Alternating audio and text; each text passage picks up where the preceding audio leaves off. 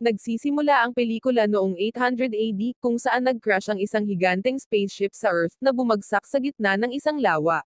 Ang pagbagsak ay sumisira sa kalapit na wildlife. Dalawang humanoid figure na nakasuot ng mga advanced na teknolohiya ang lumabas mula sa nasira na spaceship. Ang isa sa kanila, na malinaw na nasugatan, ay kinaladkad ng kanyang kasama sa dalampasigan. Ang nakaligtas na spaceman ay nagtanggal ng kanyang helmet at agad na nawalan ng malay, na nakakaranas ng maikling pagbabalik-tanaw ng nakaraan. Nang magkamalay siya makalipas ang ilang oras, nalaman niyang namatay ang kanyang kasama dahil sa matinding sugat sa dibdib. Habang pinipilit niyang intindihin ang nangyari, may narinig siyang robotak na tawag sa di kalayuan. Pagtingin sa lawa, nakita niya ang kanyang AI computer na lumulutang sa tubig. Mabilis niyang kinuha ito at inutusan ang computer na i-download ang lahat ng magagamit na data tungkol sa planeta. Ang computer ay nagpapalawak ng isang aparato, inilipat ang impormasyon ng direkta sa kanyang mga mata. Pagkatapos, inilibing ng spaceman ang kanyang namatay na kasamahan at nagsimulang tuklasin ang nakapalibot na kagubatan. Hindi nagtagal ay nakatagpo siya ng bangkay ng balyine malapit sa mga guho ng isang nawasak at inabandonang nayon. Ang pagkawasak ay nagpapahiwatig ng pag-atake ng isang bagay maliban sa mga tao. Bigla niyang naramdaman na may nakatingin sa kanya. Bago siya makaalis, inatake siya ng isang mangangabayo, at nawalan siya ng malay. Ang spaceman ay dinala sa isang Viking village na napapalibutan ng isang kahoy na pader. Sa gitna ng nayon ay nakatayo ang isang malaking bulwagan, kung saan sinasanay ni Haring Hrothgar ang kanyang anak na babae, si Freya, sa sining ng pakikipaglaban sa espada. Sinabi niya sa kanyang ama na ayaw niyang pakasalan si Wulfric, isang mandirigma na hahalili sa trono ng kanyang ama. Hindi nagtagal ay dumating si Wulfric ngunit ang kanyang mapagmataas na kilos ay nagtulak kay Freya na umalis. Pagkatapos ay tinalakay ni Hrothgar at Wulfric ang isang kamakailang mapangwasak na pag-atake na sumisira sa isang kalapit na nayon. Si Wulfric na nag-iimbestiga sa sanhi ng pag-atake, ay nagpahayag na natagpuan niya ang spaceman sa pinangyarihan. Nahuli ng Viking ang spaceman, ngunit hindi siya kinikilala bilang kabilang sa anumang kilalang nayon. Samantala, ang mga taga-nayon ay nagtitipon sa paligid ng bihag na namangha sa kanyang kakaibang pananamit. Dinala ni Wulfric ang spaceman sa loob ng isang kubo para tanungin at tinanong ang kanyang pangalan.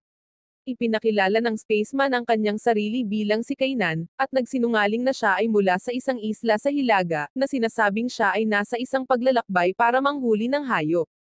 Ang mga lalaki ay may pag-aalinlangan at pinaghihinalaan niyang inatake niya ang isang kalapit na nayon. Itinali nila siya sa isang kahoy na poste at iniwan siya doon.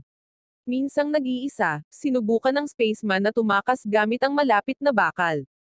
Halos makalaya na siya nang biglang pumasok si Freya sa kubo. Hiniling sa kanya ni Wulfric na gamutin ang mga pinsala ng bilanggo. Nang gabing iyon, pinag-usapan ni Hrothgar at Wulfric ang pag-atake sa kalapit na nayon. Inutusan ng hari ang kanyang mga tauhan na hanapin si Gunnar, ang pinuno ng nawasak na nayon, upang linawin na hindi sila ang responsable sa pag-atake. Pagbalik sa kubo, tinanong ni Freya si Kainan, tinanong kung siya ang nasa likod ng pagsalakay, ngunit mariin niyang itinanggi ito. Habang nag-uusap sila, sinamantala ni Kainan ang pagkakataong makalaya at nawala ng malay si Freya. Naghahanda siyang tumakas, ngunit bago siya makatakas, bumusina ang isang gwardya, na nagpapahiwatig ng pag-atake ng kaaway. Ang mga Vikings ay nagsimulang kumilos, sa pag-aakalang si Gunnar ay umatake para sa paghihiganti. Gayunpaman, natakot sila nang malaman na pinasok na ng kaaway ang nayon. Lingid sa kanilang kaalaman, hindi si Gunnar kundi isang mapanlinlang na nilalang ang umaatake na pumapatay sa mga taga-nayon. Sa malapit, si Kainan, na tila naiintindihan ang sitwasyon, ay lumapit sa halimaw. Ngunit bago siya makalapit, sinunggaban ng nilalang ang isang gwardya at kinaladkad siya sa gilid ng kahoy na pader. Sumigaw si Kainan, tinawag ang nilalang na Morwen, at kumilos upang sundan ito, ngunit muli siyang nahuli ng mga Vikings. Pinigilan nila siya at itinali sa isang bato. Dahil sa pagod, naranasan ni Kainan ang mga flashback ng Morwen na umatake sa kanyang mundo at minamasaker ang kanyang mga tao. Kinabukasan, dinala siya sa harap ni Hrothgar sa malaking bulwagan. Hinahayaan siya ng hari na ipaliwanag ang kanyang sarili. Ibinunyag ni Kainan na siya ay nangangaso ng isang hayop na tinatawag na Morwen. Sinalakay nito ang kanyang mga tao, gamit ang mga nakamamanghang ilaw sa buntot nito upang akitin ang biktima nito. Inamin ni Kainan na hindi niya sinasadyang dinala ang Morwen sa nayon. Gayunpaman, nagambala si Hrothgar na kinukutya ang kahangalan ng kwento. Alam ni Kainan na hahabulin ng mga Vikings ang halimaw na umatake kanina at humihingi siya ng pagkakataon na sumama sa kanila. Di nagtagal, ang mga Vikings at si Kainan, na ngayon ay nakasakay ng kabayo, ay umalis sa nayon upang hanapin ang nilalang. Sa daan, isang Vikings na nagngangalang Boromir ang nag-alok kay Kainan ng tubig, ngunit pagkatapos ay dinuraan niya si Kainan. Pagkaraan ng ilang sandali, napansin ni Wulfric ang ilang mga bangkay sa malapit at iminumungkahi na kailangan nilang maghiwalay. Mariin itong tinutulan ni Kainan, ngunit inutusan ng hari ang kanyang mga tauhan na maghanap ng dalawahan.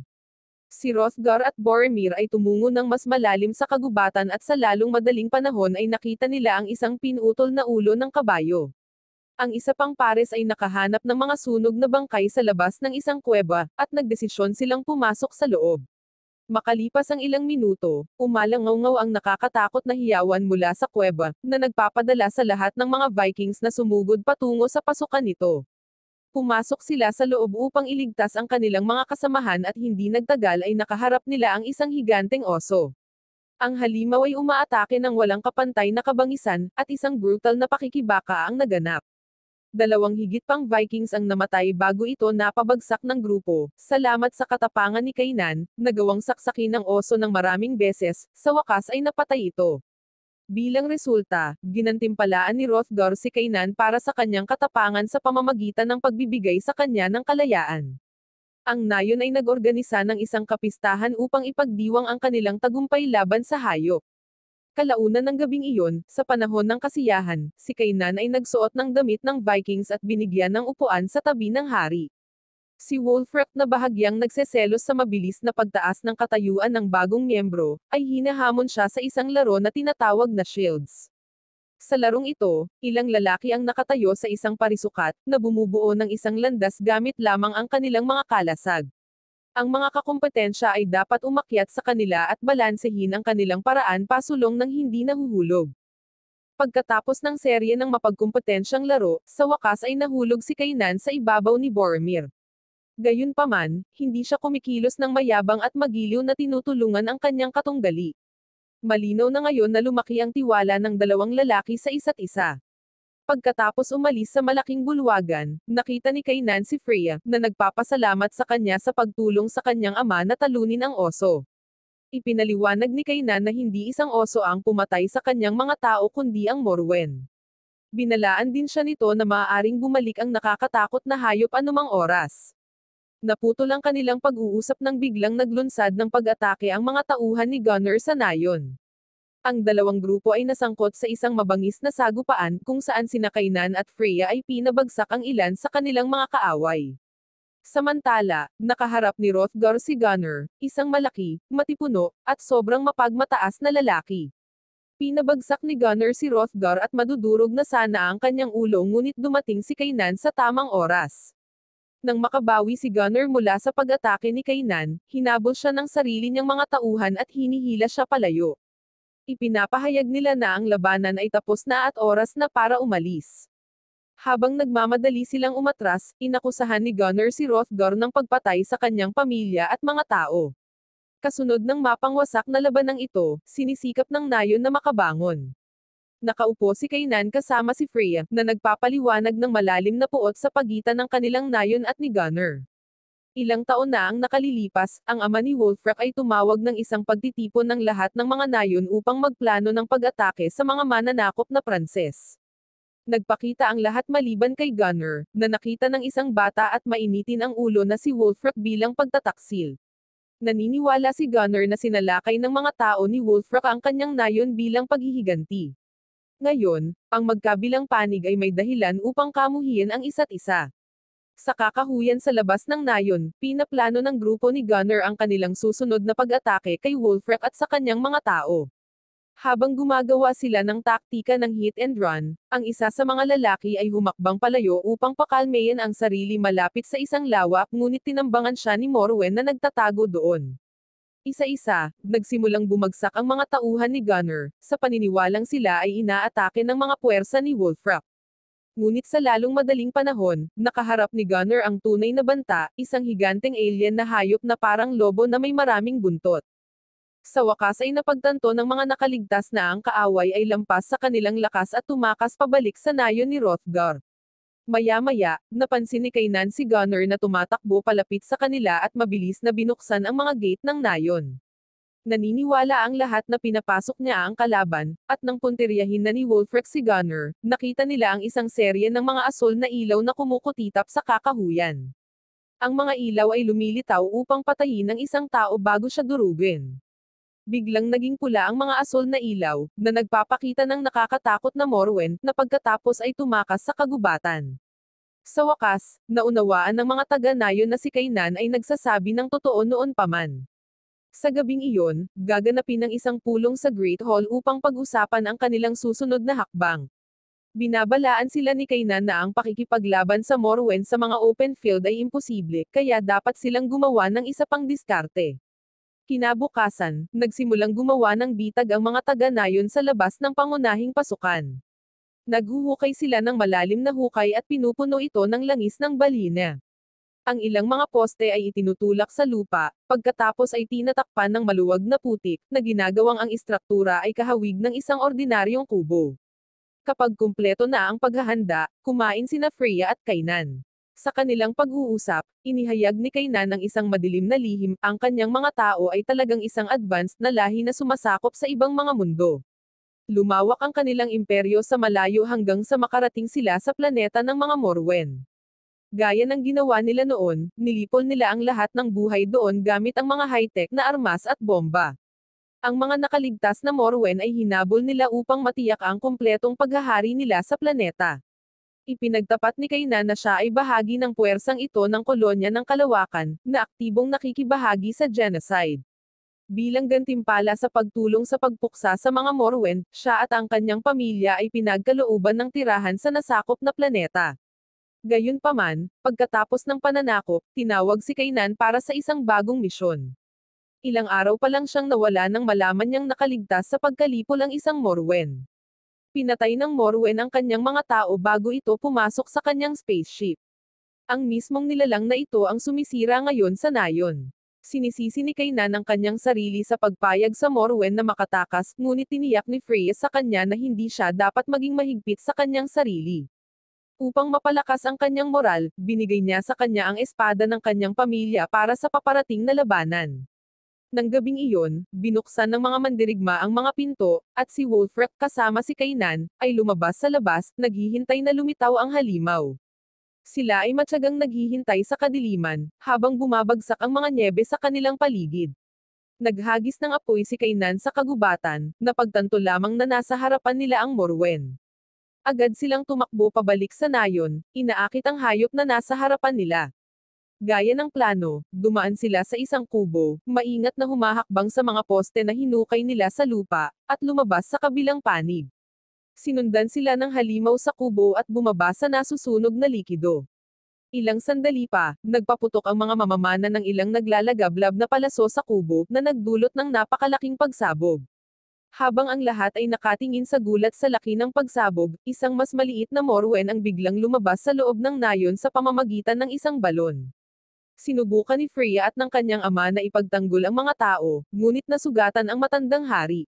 Ang mas malala pa, ang unang Morwen ay lumabas mula sa apoy, na mas galit kaysa dati. Magkasamang umatake sina Wolfreck at Kainan, ngunit wala silang laban sa halimaw. Kinuha ng halimaw ang isang taga-nayon at pumasok sa loob ng kagubatan. Kinaumagahan, lumikas ang buong nayon, sa takot sa isa pang pag-atake. Sinabi ni Kainan kay Wolfreck na ngayon ay tumayo bilang bagong hari, na dapat nilang harapin ang halimaw ng magkasama. Nagtipon sila ng maliit na grupo ng mga lalaki para bumaba sa balon kung saan lumitaw ang maliit na Morwen. Ngunit kailangan muna ni Kainan na gumawa ng mga bagong armas gamit ang mas malalakas na materyales. Dinala niya sina Freya at Wolfreck sa lawa kung saan bumagsak ang kanyang spaceship para kumuha ng mga supply. Sumisid sa tubig, hinanap niya ang mga labi at nakakita ng malaking piraso ng metal mula sa kanyang planetang tahanan, mas malakas, mas magaan, at mas madaling matutunaw kaysa sa anumang mayroon sila. Gayunpaman, nang siya ay bumalik sa ibabaw ng tubig, nakita niyang nawasak ang kanilang bangka. Si Wolfrek ay lumulutang na walang malay sa isang piraso ng kahoy sa malapit, ngunit si Freya ay wala kahit saan.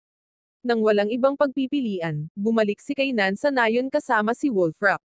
Ibinigay niya ang metal kay Boromir na matagumpay na nakagawa ng bagong espada mula rito. Dahil handa na ang lahat, ang grupo ng mga Vikings ay tumungo sa balon at nagulat nang makita nila ang isang malawak na network ng kuweba sa ilalim ng lupa. Sa isang madilim na kuweba, nagising si Freya at natagpuan ang kanyang sarili sa pugad ng mga bangkay ng mga halimaw. Lumiinggaling siya sa paligid at nakita niya ang isang maliit na Morwen na kumakain ng bangkay sa malapit. Ipinihit ng halimaw ang ulo ngunit hindi siya sinasalakay, sa halip tila natukoy nito ang presensya ng iba pang nanghihimasok. Sa ibang lugar, habang palihim na sumusulong ang grupo ni Kainan, dumating ang maliit na Morwen. Mabilis niyang tinapos si Boromir, ngunit ang napakaraming bilang ng mga tao ay nagpapahintulot sa kanila na mabigyan ng malubhang pinsala ang maliit na Morwen. Sa malapit, narinig ni Freya ang kaguluhan at tinawag si Kainan. Naririnig niya siya ngunit ganoon din ang malaking Morwen, na nag-aalaga sa kanyang mga pinsala mula sa pagsabog kanina. Hindi nagtagal ay nakita ni Kainan at Wolfrek si Freya, at mabilis na nakatakas ang tatlo sa madilim na kuwebo. Narating nila ang gilid ng isang talon sa isang bundok sa tabi ng isang bangin. Sa loob, nakita ng ina na Morwen ang walang buhay na katawan ng kanyang anak na puno ng mga pinsala. Ito ay tila nagtutulak sa kanya sa isang kabaliwan. Maya-maya, habang sinusubukan ng tatlo na tumakas, biglang inatake ng ina na Morwen si Wolfrek. Napagtanto na ito na ang wakas para sa kanya, ibinibigay ng bagong nakoronahan na hari ang lahat sa laban. Desperado niyang tinadtad ang mukha ng halimaw habang brutal siyang kinakagat nito.